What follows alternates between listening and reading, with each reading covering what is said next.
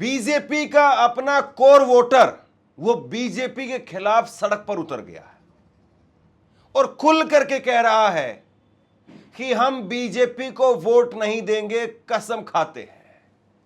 और बात केवल कसम खाने की नहीं है। अगर बात केवल कसम खाने की होती तो कसम तोड़ भी दी जाती, तुड़वा भी दी जाती। लेकिन यहां पर ग्राउंड पर अब रिजल्ट आ रहा है और वो रिजल्ट बीजेपी के लिए खतरे की घंटी बजा रहा है। राजस्थान के अंदर जहां पर भाजपा की डबल इंजन की सरकार है, वहां पर सड़कों पर लाठियां चली है, वाटर कैनन चला है और यहां तक कि कहा जा रहा है कि माताओं बहनों की छातियों पर भी अभद्र तरीके से पुलिस ने व्यवहार किया है। बीजेपी का अपना कोर वोटर वो सड़क पर उतर करके वो कस्में खा रहा है कि हम भगवान राम की सौगंध खाते हैं, भाजपा को वोट नहीं देंगे। सुनिएगा जरूर इस वीडियो को आप आखिरी तक, लेकिन समझिए जरूर। और समझने वाली बात जो है वो आपको आज अखबारों में देखने को मिलेगी। मेरे पास में ये दो अखबार हैं। एक तरफ जो है वो आज खबर है भाजपा के लिए एक फूल दो कांटे, यानी एक जगह तो भाजपा जरूर जीती लेकिन वो भाजपा का फूल था ही और भाजपा का ही फूल रह गया। हालांकि वहां पर भी कुछ नुकसान हुआ है बीजेपी को गुजरात के अंदर, लेकिन बांकीपुर में बीजेपी हार गई, दतिया में बीजेपी हार गई। बीजेपी के लिए दो कांटे ऐसे जो उसको चुभते रहेंगे। लेकिन जो ये खबर है, इस खबर को ये जागरण जो अखबार है ना वो यहां कवर कर रहा है ना यहां कवर कर रहा है। इस खबर को ये जो अखबार है ना वो यहां कवर कर रहा है, ये इस खबर को यहां पर कवर कर रहा है, यहां। और इनका बस चलता तो ये इससे भी और कहीं आगे लेकर के चले जाते और यहां पर भी एक ऐसा कि हां बस कुछ ऐसे ही हुआ है। ऐसे ही नहीं हुआ है।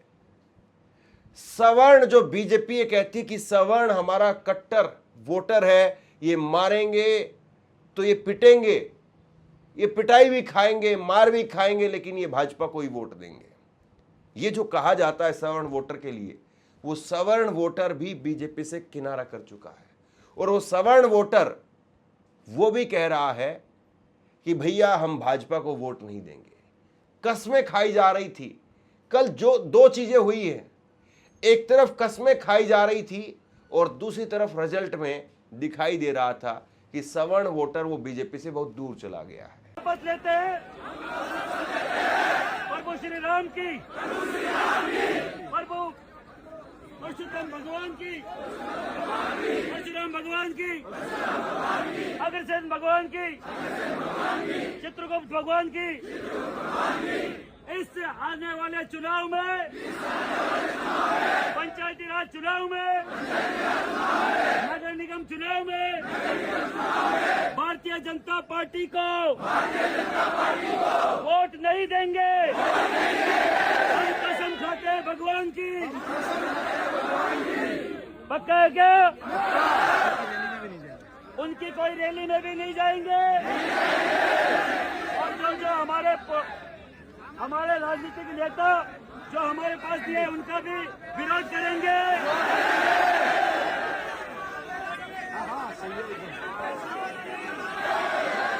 ये बीजेपी डबल इंजन शासित राज्य में राजस्थान के अंदर ये सब कुछ हो रहा था। हालांकि वहां पर लाठी चार्ज भी हुआ है, वाटर कैनन का भी इस्तेमाल किया गया है। लेकिन समझने वाली जो बात है वो ये है कि क्या अब बीजेपी से सवर्ण वोटर वो भी किनारा कर चुका है और बीजेपी जो ये मान करके चल रही थी कि नहीं सवर्ण वोटर तो उसकी बपोती है और वो कहीं नहीं जाएगा, तो उसने भी आंखें खोल दी हैं कि हम किसी की बपोती नहीं है। कल जो राजस्थान के अंदर प्रोटेस्ट हुआ है, ये यूजीसी की नई गाइडलाइन उनको रोल बैक करवाने के लिए प्रोटेस्ट हुआ था।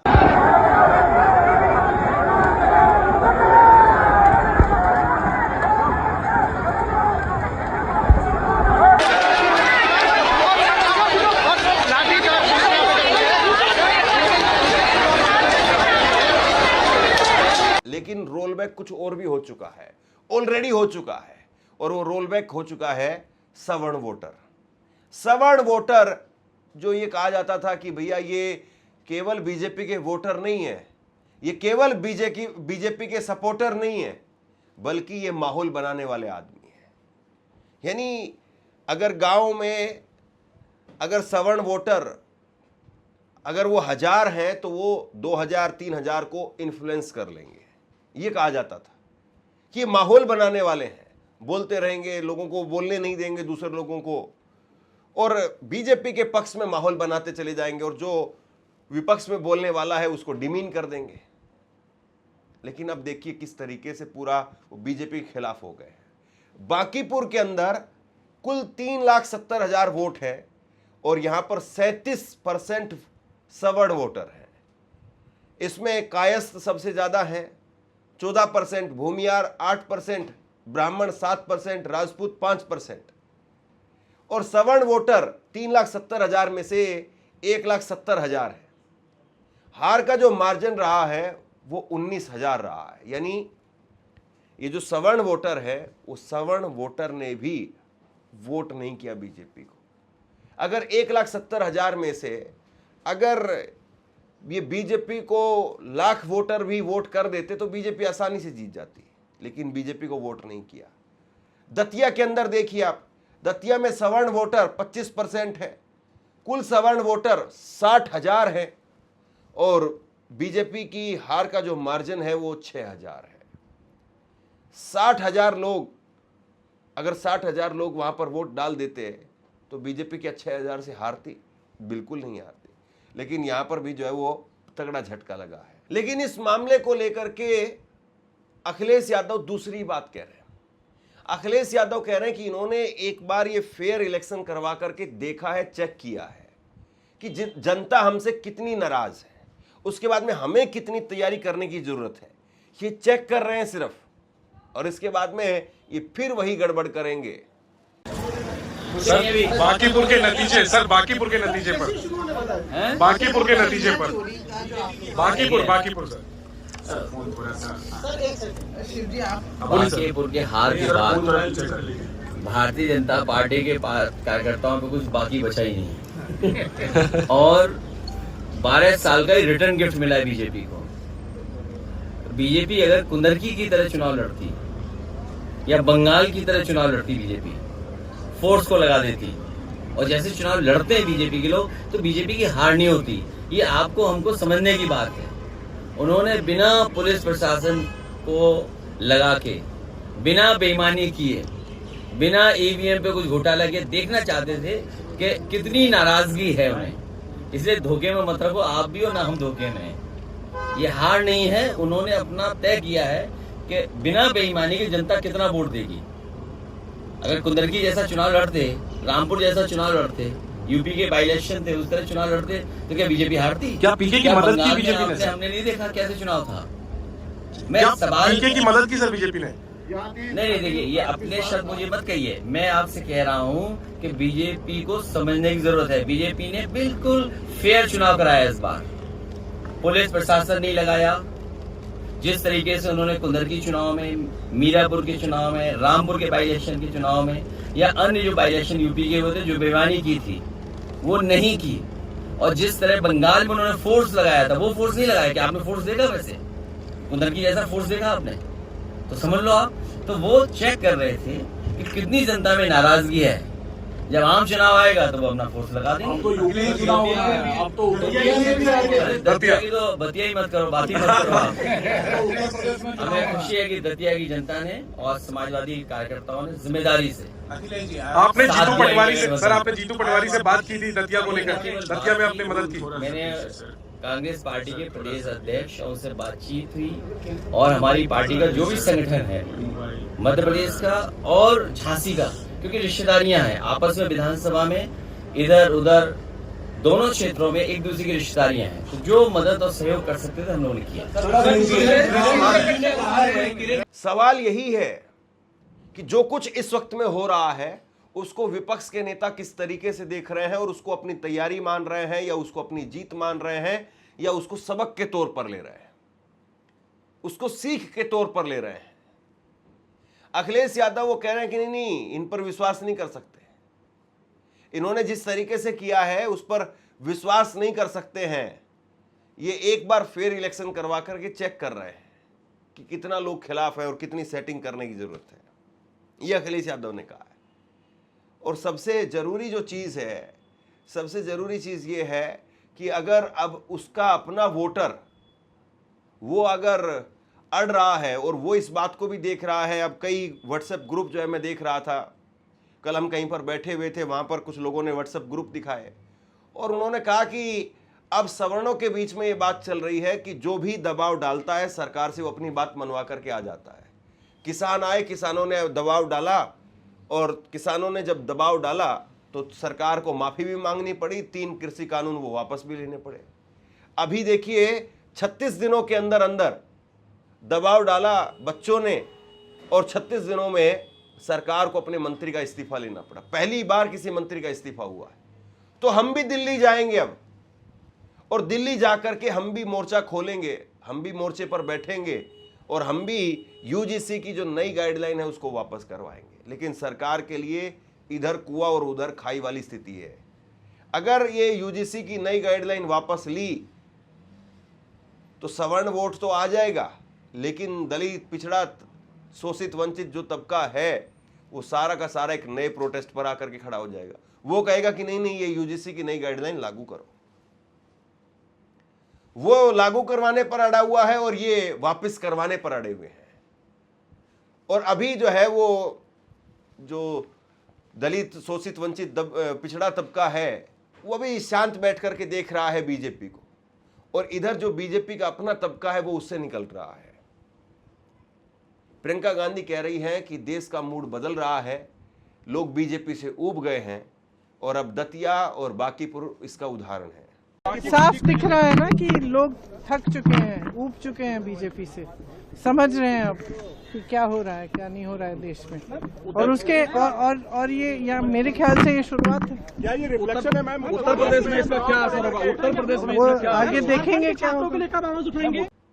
बैसाखियों वाले नरेंद्र मोदी साहब किसी तरीके से अभी पूरी तरह से चलने की, दौड़ने की स्थिति में आए थे, और अब तो वो जो पहले उनका जलवा दिखाई देता था वो जलवा वो दिखाने वाले थे, लेकिन उससे पहले ही जो है वो यहां पर मामला पलट गया।